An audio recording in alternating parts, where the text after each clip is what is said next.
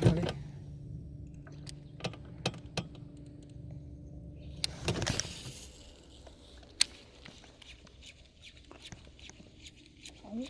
โดนแล้ว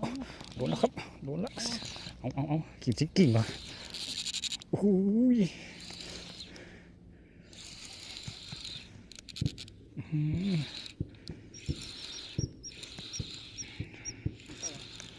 พอน่าจะงอกงาม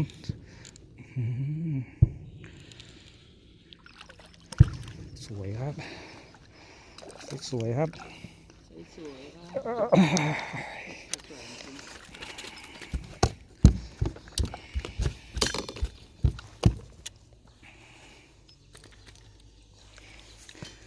กับซิงกิ้งฮะบราซิล